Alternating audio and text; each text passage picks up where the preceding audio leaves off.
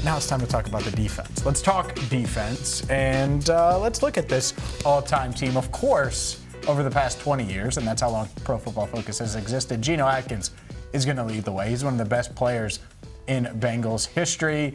So he leads the way alongside DJ Reader in the defensive line room, Carlos Dunlap, Trey Hendrickson on the edge, Vontaze Burfict, Logan Wilson at linebacker, Sam Hubbard on the other side. We mentioned as the Sam linebacker, which I think is kind of interesting when you have Trey and Carlos there, so we can talk about that. But then Adam Jones, Leon Hall, Mike Hilton, Reggie Nelson, Jesse Bates round out the defense. What stands out to you, Marisa, about this all-time Bengals defense in the PFF era? The thing that stands out is I think they got it right. I was like trying to rack my brain. I'm like, all right, who's missing from this list? And I think this is the group I would go with. The big question I had was, I was like, all right, Hubbard listed as the Sam linebacker was a little odd, but who else would you, I guess, have in place of Sam instead there? I couldn't really come up with a better name.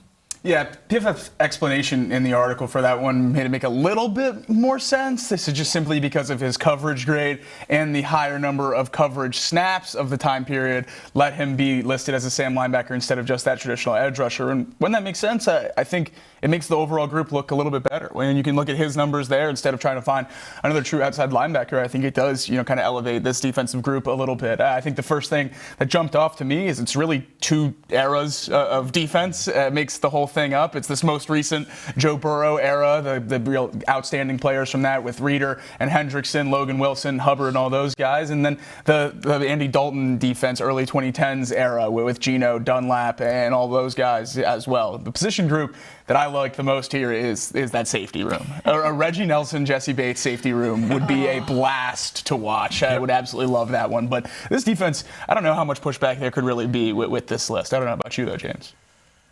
You can just leave it to me. You always got something. Yeah, well, I do.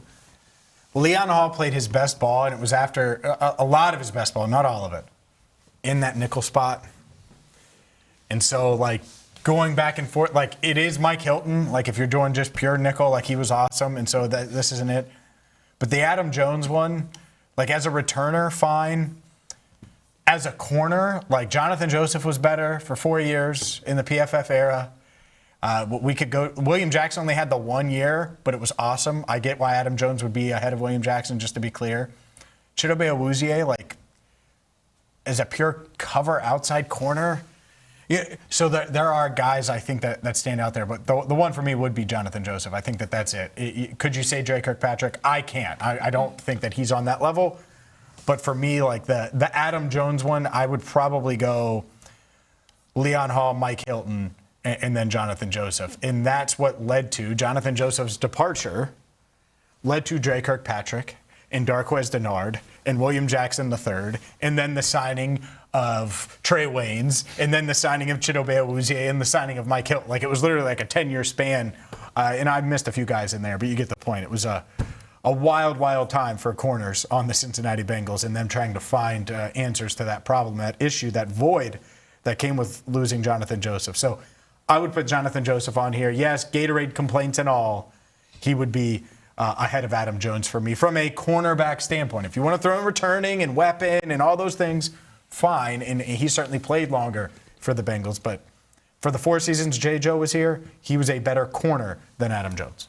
I certainly agree in terms of just the play on the field, but I do wonder how much the sample size comes into effect here. I think looking at 4 years for Jonathan Joseph, really all the guys mentioned there, Chidobe Awuzie as well, also a smaller sample size than what Adam Jones has here. And I think that just might be what swings it when you're looking at the last 20 years. I mean, 7 years is nearly half or closer to a third of the, I was going to say 7's close to 10, but 21.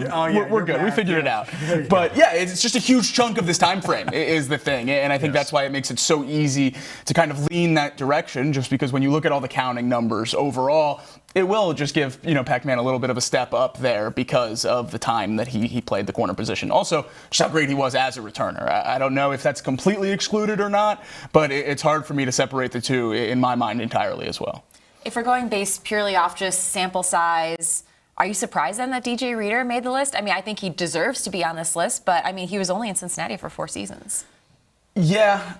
Who else, though, I guess would be my question. And he was so great at a time where the Bengals were talked about as much as they've really ever been talked about. So it might be, one of those where 2 years is really like 4 years with the amount the Bengals are normally talked about versus during Reeder's tenure here. So that was certainly one of my thoughts as well. I just feel like he's separated himself so much from that second interior defensive lineman that the decision was made kind of for them.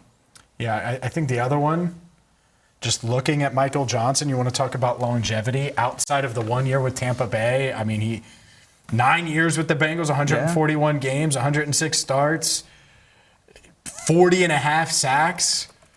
Like, you know what you do is you take out, you don't need 2 nose tackles. Right. True. And so, technically, if you're doing that with Hubbard, could you do that with Michael Johnson instead of Reeder? Like, you probably could. And so that's it. That's the fun. As we did yesterday, where I was like, I think there's a bit more meat on this bone when it comes to the offense. I think there's a bit more meat on the bone when it comes to the defense.